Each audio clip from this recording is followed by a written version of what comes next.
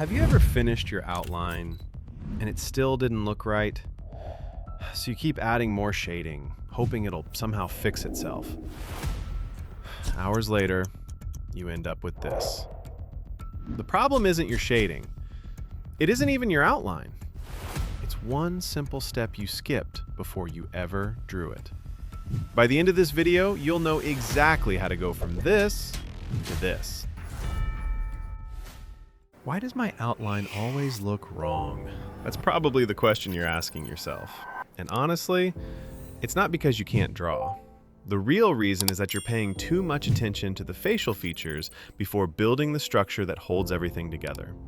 The most important step isn't the eyes, it isn't the nose, it isn't even the outline itself. It's the main guideline of the head. For this angle, I like to simplify the head into the shape of the letter E. Instead of seeing a complicated face, I only see one tilted vertical line and a few horizontal lines that follow the same angle. That's it. When you train your brain to look for the simplest possible shapes, drawing becomes much easier. With these guidelines alone, I've already marked the eyebrow, the nose, the chin, and finally the forehead. So in just a few seconds, you've completed almost half of the outline. All that's left is the ear and the hair, and I'll show you exactly how to place both of them. Now here's something beginners rarely understand. The outline has only one job. Its job is to define the sharp edges and the structure of every facial feature. Shading is a completely different stage. It has a completely different purpose, and later in this series, I'll show you exactly how it works. Because I don't want you to copy my lines, I want you to understand why you're drawing them. Now that the basic structure is finished, I can add the jaw, the forehead, and the hairline. After that, it's finally time to place the facial features. But I never start with the eyes. I always start with the nose.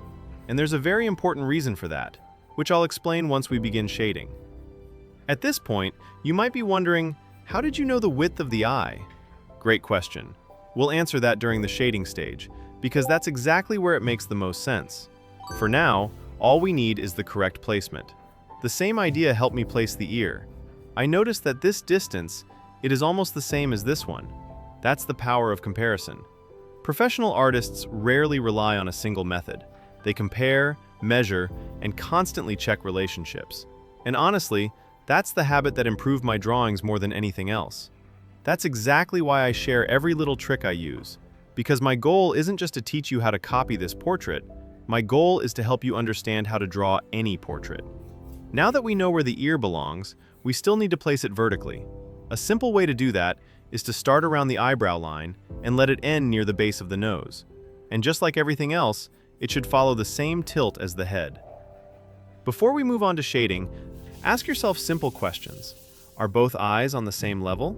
Is the nose centered? Do the main angles feel correct? If the answer is yes, you're ready for shading, because that's where the real details begin. We've finally reached the most exciting part, the shading. But here's the thing, none of this would work without the outline. A strong portrait is built in stages, and every stage depends on the one before it. Now that our foundation is solid, it's time to bring this portrait to life. Before you shade, there are 3 things you need to understand. The first is light. Shading isn't just making areas darker, it's understanding how light wraps around the face. That's what creates the illusion of depth and makes a flat drawing look 3-dimensional. The second is that shading worked the exact opposite way from the outline. When we were building the outline, we focused on the outside edges. Now, we're going to build from the inside out. Instead of chasing sharp lines, we'll follow light, shadow, and soft transitions. You'll see exactly what I mean as we go. And finally, the third thing. Where should you actually start? You might be thinking, didn't you always say to start with the nose? Usually, yes, but not for this angle. For this portrait, I prefer starting with this eye, and there's a reason. Once I finish this eye and the eyebrow, I can immediately establish the bridge of the nose. That small angle between the eye, the nose, and the edge of the face becomes my reference for everything else. It's a small area, which makes it much easier to judge proportions accurately. From there, the rest of the face almost builds itself. Don't worry if that doesn't make complete sense yet. By the time we finish this first section, you'll see exactly why I start here. Let's talk about something that completely changed the way I shade. Remember when I said we build from the inside out? This is exactly what I meant. When you look at a real face, you don't actually see black outline lines. They're an illusion. Look at the side of the nose. It looks like there's a line there, but there isn't. What you're really seeing is one plane catching more light and another plane sitting in shadow. Your brain interprets that contrast as an edge. The neck works the same way. It seems like there's a dark outline separating it from the shirt, but in reality, you're only seeing the difference between two shadow values, not a line. Even the side of the nose follows the same rule. One side is slightly darker, the other catches more light. Put them together, and your brain creates the edge automatically. That's why I rarely draw hard lines while shading.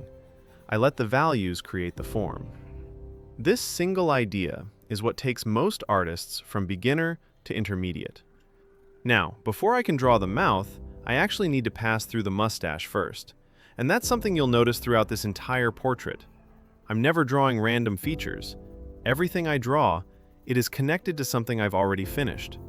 Look closely at the mouth. Those small curves aren't placed by guesswork. I'm constantly comparing them to the nose above. This corner lines up with the side of the nostril. This curve starts beneath the center of the nose. Every tiny shape is being compared to another shape. Now it's time for the second eye. 3 things help me place it accurately.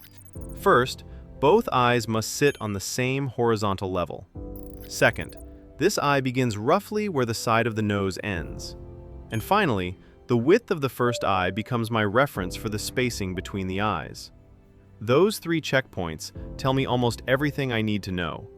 Because the head is turned, this eye appears slightly wider than the other. Once the eye is in place, the eyebrow becomes much easier to position. Again, I'm comparing it to the first eyebrow, making sure both follow the same angle and sit on the same level.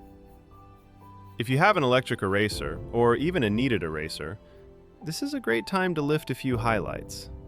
Then rebuild those areas with your pencil. That simple back and forth creates much more natural texture.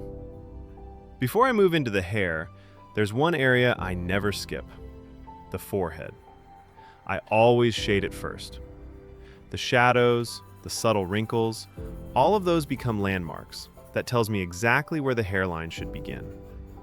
Once those landmarks are in place, drawing the hair becomes much more natural. Let's move on to the hair. Instead of trying to draw every single strand, focus on the darker groups first. Those shadow shapes tell you where the hair flows. Once they're in place, the lighter strands become much easier to see. If you have an electric eraser, this is where it really shines. Lifting a few highlights between those dark shapes can instantly make the hair feel much more realistic. The hair is finally connected to the structure we built earlier. Nothing was guessed. Everything was planned from the beginning. That's why taking your time during the outline makes the final result so much easier. You might be wondering, why haven't you finished the eyes yet? Honestly, there's no technical reason. It's just a personal habit. I like saving the eyes until the very end. For me, finishing the eyes feels like the reward for all the work that came before. That's the moment the portrait finally comes to life. I'm curious, do you do the same thing? Or do you finish the eyes first? Let me know in the comments. Before we finish, let's complete the neck. The neck is usually darker than the face because it receives much less light.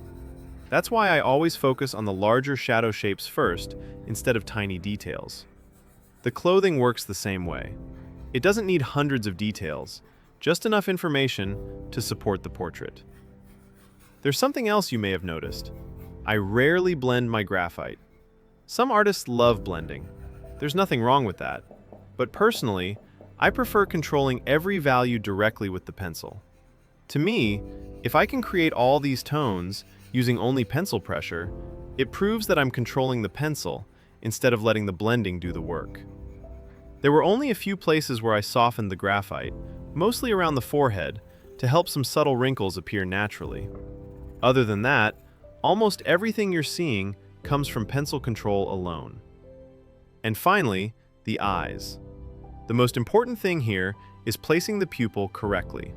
Its position, its size, and especially its angle must match the perspective of the head. And just like that, the portrait is complete. But I hope you noticed something. This wasn't really a lesson about drawing a portrait. It was a lesson about how to think while drawing. If you remember only 3 ideas from this video, remember these. Simplify everything. Compare everything. Build everything one step at a time. Master those 3 habits, and every portrait you draw will be better than the last. If you made it this far, you're serious about improving your portraits. That's exactly who this channel is for. So subscribe and turn on notifications because there's a lot more coming. If this lesson helped you see something new, drop a like. It really does help this video reach more artists who need it. One more thing before you go. If you want to keep building on what you just learned, go watch the Scarlett Johansson tutorial on your screen. Same principles, different face. I'll see you there.